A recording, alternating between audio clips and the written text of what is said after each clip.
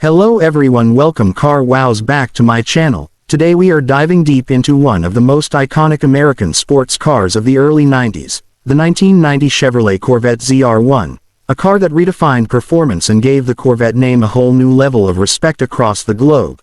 Starting with the exterior, the ZR the 1st of May have looked similar to the standard C4 Corvette at first glance, but it had subtle differences that made it stand out, such as the wider rear fenders to accommodate massive 315-section tires, unique convex tail lights, and a slightly more aggressive stance that immediately signaled it wasn't just a regular Corvette.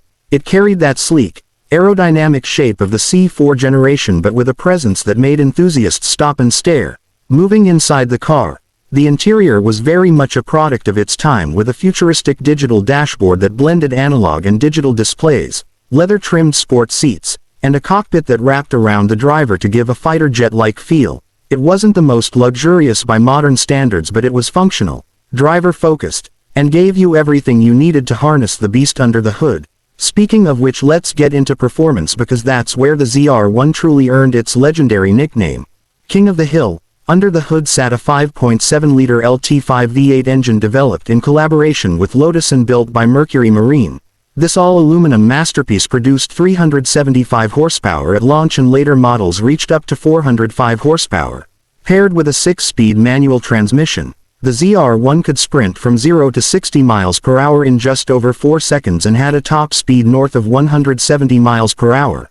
Numbers that rivaled Ferraris and Porsches of the same era at nearly half the price. The handling was razor-sharp, with a sophisticated adjustable suspension system that let drivers switch between touring and performance modes, giving it both comfort on long drives and incredible agility on the track. Safety features for the 1990 model were fairly advanced for the time, featuring anti-lock brakes, traction control, and a solid build structure that kept driver stability in mind. Although airbags were still in the early stages of being introduced, Chevrolet focused on giving the driver control and confidence at high speeds. Now, when we talk about unique selling points, the ZR1 wasn't just another Corvette.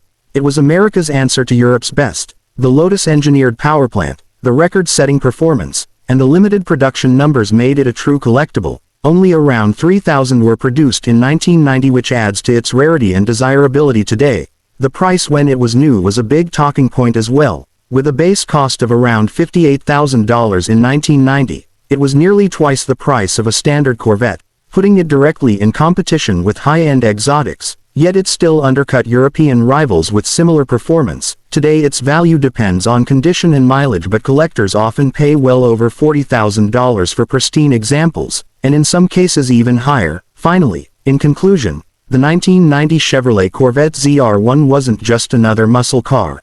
It was a technological leap for Chevrolet and a declaration that America could build a world-class sports car that could compete with the best of Europe and Japan. With its distinct styling, advanced engineering, blistering performance, and historical significance, the ZR1 stands as one of the most iconic Corvettes ever made, a true legend that solidified the Corvette's reputation as more than just an American classic but a global performance icon. So if you ever come across one of these beauties, know that you're looking at a piece of automotive history that changed the game forever.